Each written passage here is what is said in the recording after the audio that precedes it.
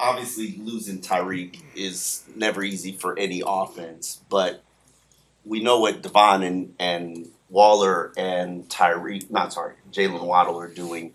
But what have you seen from Malik and Nick Westbrook-Akine, who's played a lot of snaps but doesn't have a reception the last 2 games? Yeah, I mean, each week you have a thought of like what the attack and where you're going to try and work the coverages and get the ball in the passing game. And each week it could be a little different, different tweak where they drop down a different guy. It's the biggest thing was we're trying to see guys in the right spot at the right time, playing with fundamentals and technique. And they're about that. Malik and Nick are very professional, and it's a long season, so it's like I think Nick even talked about it where you go through stretches sometimes where we may not get a whole lot of production, and then all of a sudden it pops. Same like Johnny last year. I mean, there was a stretch where he didn't get it, and then all of a sudden things start to show up. So I think the guys that just put the work in and they stay on it, the production comes over time, over the length of the season.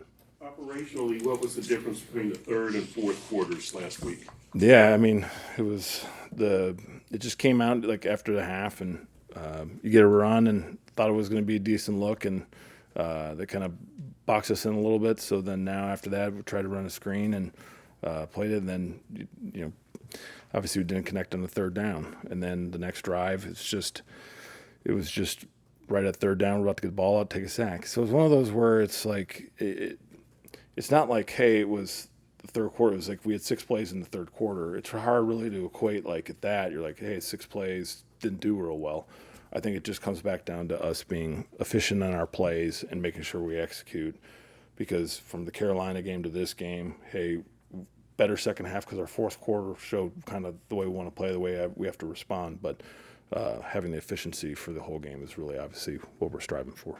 Where is Alec Ingold with his health? Because we talked about the third quarter. There's a few plays there that I saw from him that he usually makes that he kind of missed, and so I'm just wondering where he's at with his health. Yeah, it's this point in the season, everyone's going to be having something from all the contact we take. Like Alec, obviously, when you play fullback, it's a position that it's a direct point of contact blocking. So I think if you look at the touchdown that Devon had to the left side, I mean, that was all him. So, like, when you take in the entirety of the game, his blueprints all around, our production in the run game. And, whether you have one or here or there, I think you look at the big things of that touchdown. I mean, he sprung them loose. So I think that there's a play here and there that maybe, but we always count on Alec, and, he's a vital part of our offense.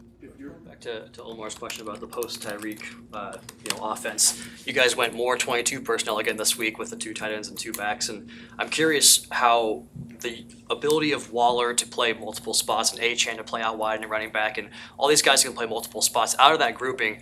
How do you hope to strain the defense with how you can show one personnel grouping, but it can be so adaptable to run other types of groupings when those guys are out there? Yeah, so basically when you have those bigger groupings, you anticipate this version of the defense is going to come out, and then did you get it?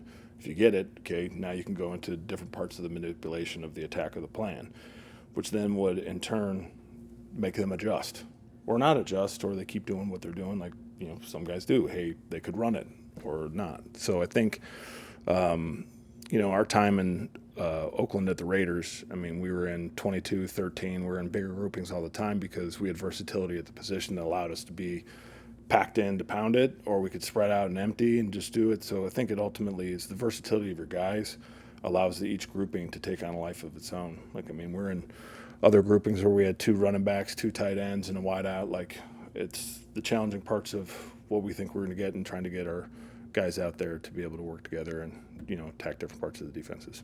Right, to outsiders, it would appear more natural for Cleveland to want Miles Garrett facing Borum instead of facing Patrick Paul. Is that what you're expecting? Is it that simple? I mean, you can think whatever you want to really do. I mean, I remember, back in 21, I know it was a different coordinator. I mean, he played on both sides, and Rashawn Slater was a rookie really in his, 4th game? I mean, unproven guy. I mean, he was a Pro Bowler that year. But, I mean, and then Storm Norton was our right tackle. So we didn't even know where he would be. We thought he would go over here, and then all of a sudden they put him back on the rookie. So right when you think you get a beat of what they're going to try and do, I mean, they have a plan to keep you out of your plan. to keep you irregular. So it's like as you move your pawn up and your rook over, then all of a sudden the bishop moves, and you're just kind of like, wait, what the heck? How did I get in check there? And then all of a sudden you're in that. So I think it's the game of football of like you work through the potential scenarios and you make sure you have answers for every possible situation. Last week, Jonah talked about not wanting to get beat inside. That was a point of emphasis, a focus. I guess as a guard, it's going to be better to get beaten outside than inside. Is that right? And then on that sack, he did get beaten inside. So what's the lesson there? What did you see from that? And educate me a little bit about inside-outside pass rush blocking from a guard perspective. That I can do really well because that was what I did in college. About when I was 312 pounds. So basically, if you look at launch point to a quarterback, where is he at? Okay, what's the closest way to affect his drop? Straight line, which would be through his inside half right to the quarterback. So naturally, you want to stay inside out as you displace force. So really, it's like stopping people or displacing the force of the rush around the pocket. That's what you're really trying to do. So therefore, I don't want to get beat inside because that's the fastest, way to the quarterback. So I want to displace to the outside, and I work together to move the, what is it, about 1,000 pounds of pass rush coming at the quarterback when all 4 of them or 5 of them put together. So that's what it is, and I think it's just ultimately as you're keying on your pass set, keying what you're trying to do, right? Times you want to be aggressive because you want to be able to control the space, control the spot of the pocket. So, and then you go a little bit too far or your weight's not under control. I mean, it's like basically a lot of the time you look at basketball and you say, okay, he's bringing the ball up and he gives you a crossover and you kind of go too far on it, then he gets an edge to take it. I mean, essentially you can equate that to a pass rush. Like I'm going out there to stop. All right, he gives me a move and maybe I go a little too far. It's the same thing. So there's so many correlations to different sports that you can take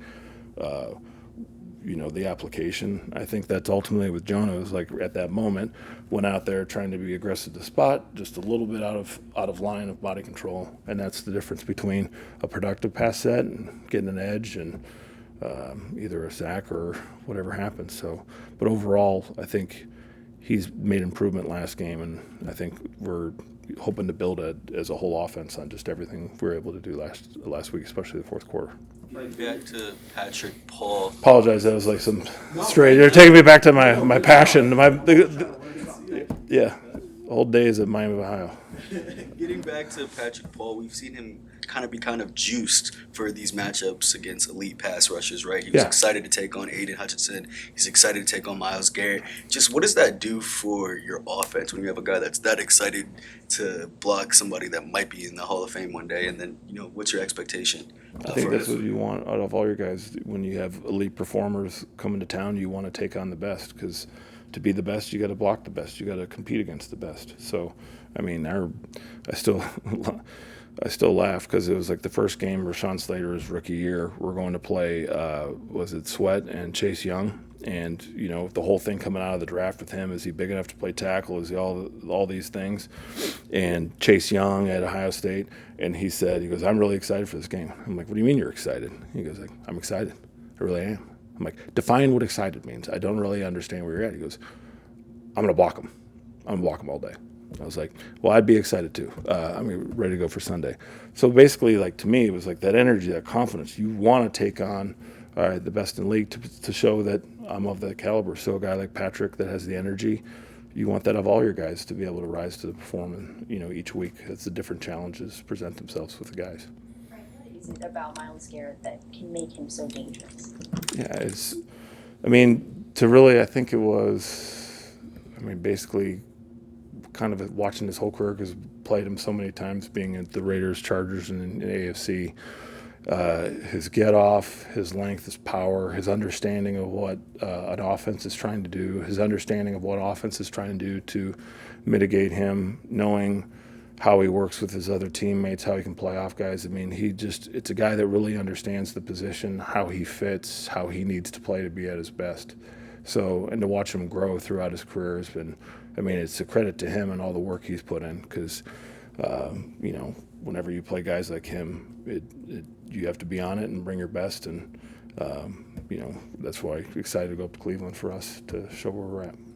talked about kind of when he scrambles, having to make more of a business decision now, as far as, taking contact or whatever. I'm curious, just, in today's NFL, what does that do when your quarterback maybe isn't a huge threat to run, when he's scrambling or whatever? What is the effect of that? Ooh, that's an interesting question. I think it's more of maybe how they defend you, as opposed to not necessarily you're out in space and you're taking what they give you, as opposed to maybe they defend you in certain different ways because they're saying that, hey, maybe you won't do this until you do. Like, the other week he did scramble and get yardage. So I think you don't ever want to put it in absolute, like he's not going to do this because of that. I think it's more of just being aware of situations and trying to maximize it. But, I think certain defenses maybe have way, but I wouldn't really think that it's something that we're saying that, hey, we're not doing this in that extent. So on that topic, Tua has not been told specifically when he can run and when he can't by you and Mike and Daryl.